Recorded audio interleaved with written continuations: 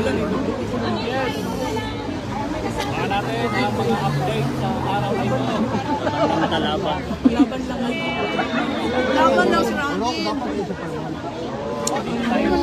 Ano napatok na? Pwede siya, akalakiman sa kanya. Nagdara. Ma'am, pwede mapapangan, ma'am. Ayo. Ilahan na ton, ilahan na. Ja, AJ. Hi, ma'am. We'll begin the briefing na, no? I'll ask the first three questions, tapos GMA and SMNI will ask. First question po, kamusta po yung bisita kay Tatay Digong and how is Tatay Digong now? Visit, na-late kami kanina, so 30 minutes late kami, so isang oras na lang yung nagawa namin sa pagbisita namin, and pagdating namin, nag-aantay na siya, and masaya siya nung nakita niya kami kasi alam niya na nandun kami to celebrate pre-birthday with him and with my mother. Ma'am Elizabeth. Guwapa. As usual, binilhan ko din siya ng Coke Zero. Hindi niya ininom. Sabi niya, dalhin lang daw niya sa kwarto yung Coke Zero. Pero isa lang ang pinabili niya. Meron daw ba kayong mga news from the Philippines na na-share sa kanya at ano yung mga reaction niya sa mga news na dala-dala niyo?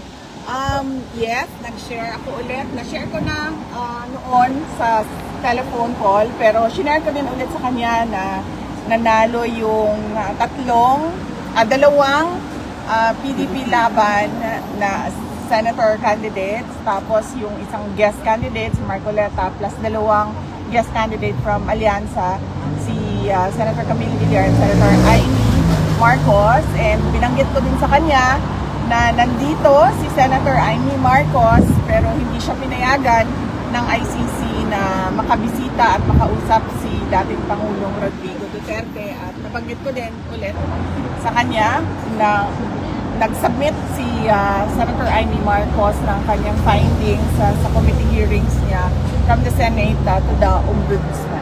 Ano po yung reaction ni Presidente?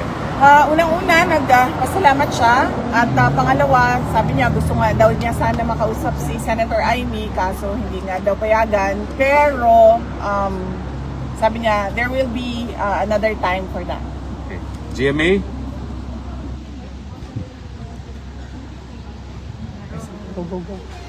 VP, bukod po dyan, 88% po ng respondents sa SWS survey ang nagsabing mahalagang harapin ninyo ang impeachment at sagutin ang mga alegasyon. Para raw malinawan ang publiko at malinis ang inyong pangalan. Ano po ang masasabi nyo sa ganitong pananaw? Oo, I totally agree. Kasama ako dyan sa 88% na yan na nagsasabi, at ako ay parang thankful sa opportunity na malinis yung pangalan ko at masagot yung mga akusasyon sa akin. Thank you po sa sagot. Last question po, napagdesisyonan po ng Senado na ilipat sa June 11 ang simula ng impeachment hearings. Gusto lang po naming marinig, paano ninyo po tinanggap ang balitang ito at ano po ang epekto dito sa inyo, kung meron man? Wala naman siyang epekto sa akin, no? Nag-iisip lang ako kung ano yung epekto ng delay doon sa kaso, pero iiwan na natin yan sa mga lawyers namin, sa defense impeachment lawyers, para pag-isipan kung anong posibleng epekto nun sa kaso kung meron man. SMNI? Anton? Hi, ma'am. Kamusta po kayo? Napakabait ninyo ngayon. Na-briefing, ma'am. Na-briefing na, ma'am. Di ba? Ay, kailangan magpait-baitan. Oo. Kailangan magpapare.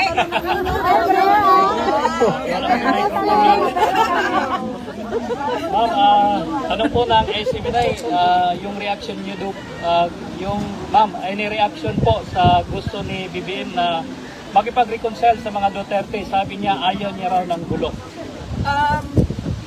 Unang-una, hindi naman na siguro ako magsalita about reconciliation dahil hindi naman mahalaga siguro ang mga personal na problema ng mga tao, no? Ang mas mahalaga is yung taong bayan at yung bayan natin.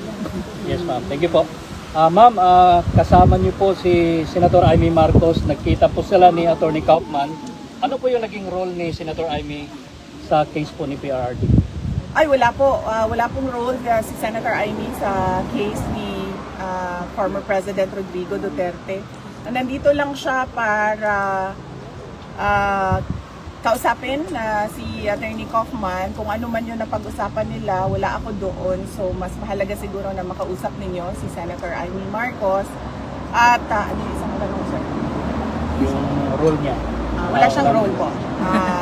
Either sa defense or doon sa ICC prosecution case, wala pong role si Senator Amy. Ito nga, last question na lang kasi ito kasi yung usap-usapan ngayon eh. Ewan ko lang kung pwede ito. Kasi game po si Attorney Rowena Ganson na maging spokesperson mo. Kasunod yan ng pagkatalaga kay Attorney Abante bilang tagapagsalita sa ng House. While sa Malacanang, nandyan naman si Attorney Claire. Any comment po sa posibilidad na maging spokes niyo si Attorney Ganson? Hindi namin napag-usapan sa Office of the Vice President ang spokesperson. Pero saludo kami sa talino at tapang ni Attorney Rowena Ganson. So kung gusto niya magsalita, go lang ng go. Makikinig tayong lahat sa kanya. Siguro from the audience, one question. Ma'am, ang question po ma'am, kamusta po si Presidente? Mayroon po siyang mensahe para sa Pilipino na nasa labas po? Yes, ang message niya is we are all ruled by destiny and I am here because of my destiny, whether rightly or wrongly. Yan ang sinabi niya. Thank you ma'am. And isa pang update is napag-usapan din namin yung oath niya at pag-usapan daw nila ng lawyers niya kung paano gawin yung kanyang oath. Thank you ma'am. Pero initially ang sinabi niya, I want set me free and I will take an oath. Yan yung Yes! Ma'am, meron pong kanta ang mga Pilipino para sa iyo. 1, 2, 3, go! Happy birthday to you. Happy birthday to you. Happy birthday, happy birthday. Happy birthday to you. Mabuhay ka, Ma'am Inday! Mabuhay! Kay Sara para sa Presidente!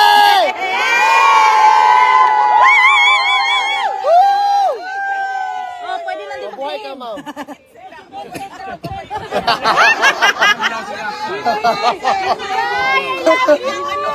sobrang formal lang. Na-briefing. Na-briefing na nun. Ano tingin niyo sa bagong Duterte Street from Duterte Oo. Park and Duterte Forest? Kasi nga dati talagang Duterte Street. Well, unang-una, mas okay dito dahil merong Shade. shade, no? So, importante sa amin ni Alvin. Putis. Dahil unang-una, mataas ang incidence ng skin cancer. At pangalawa, mahirap na magdagdagan ang mga melasma natin. Correct. Yes, ma'am. So, okay siya. Mas palagay ko lang, maganda din siya dahil nakikita siya ng mga dumadaan Palagi update niya na PRRD. mga sasakyan. So, meron tayong increased awareness. Yes. Kasi doon, konti lang ang dumadaan na sasakyan at hindi nakikita by the street yung ginagawa. At marami pang pwedeng gawin, posibleng gawin na dito dahil mas malaki yung area. Yes, ma'am. Ma'am, pwede ba additional ma'am? Kasi naghihintay po ang taong bayan kung kailan daw makatawid si PRRD. Actually lahat tayo, no? Nag-aantay kung kailan makauwi si President Duterte at yun yung tinatrabaho ng kanyang mga lawyers na sana ay mangyari at as soon as possible time dahil kaming mga tiga Davao City ay kailangan namin ng mayor na. Yes, ma'am, welcome back. We love you. We love you. See you tomorrow. I'm happy See you tomorrow, to be ma'am. back with all of you. Dahil lahat naman tayo dito ay nagpapakita ng suporta kay dating Pangulong Rodrigo Duterte. Kaya masaya ako na makasama kayo ulit. Although hindi natin gusto na pabalik-balik tayo dito sa The Hague, Netherlands dahil malungkot ang dahilan kung bakit tayo nandito lahat. Pero Masaya din ako dahil nakikita ko yung bayanihan ng Filipinos at yung pagkakaisa natin sa kagustuhan natin na ibalik si Duterte at ibalik ang tunay na pagbabago. Ma'am, mabuhay ka, ma'am. Mabuhay ka talaga. Thank you. Ma'am Elizabeth, mabuhay ka Lahat rin. kayo ay invited bukas sa ating rally, ICC, Send Duterte Home. 9 a.m. to 12 noon sa Lan Van Regan. Lan Van Regan. Sige, kayo na magsasabi. Thank you, ma'am. Pwede pa, kasalo mo. Papirma daw, ma'am. Ma'am, fresh good gihapon ka, VP. Always and forever. Nagpalit pa akong serum dito mo dito. Ma'am, thank you so much for giving Dili us man hope. pwede si Ma'am Elizabeth Endorsement na lang. Anong gwapa si Ma'am VP? Thank you, Bayo. ang original. Nandering original, okay. Correct. Welcome back, Ma'am Hindi na Elizabeth. tama tingalang, anong gwapa si Vice President Sara Duterte? Nandering original, oh. Usually ba sa kanagani Meron pa po, sa the picture taking pa. Meron pa. mother-daughter, di ba, lagi mas maganda yung anak kaysa nanay. Pero sa aking kaso, hindi. Ang sabi ni... Sabi niya, mas liwat. What is liwat? Kahoy. Kamukha. Kamukha. Pati ugali. We need that. Pagmasabi mo dyan. Ano na yung pirma? It's so good to see you back, ma'am. Anong pangalan niya, ma'am? Ay, atagin niya sa ako, Thank you. Ano pangalan niya, ma'am? Ella. Maraming salamat. Sa iyo. Picture taking. Picture taking. Mag-aral kang mabuti. Mabuhay ka. May God bless you always, Ella. Mabuhay si Inday Sara Duterte! Mabuhay ang ating future president! Mabuhay si Tatay Digong! Tatay Digong! Bring him home! Bring him home! Bring him home!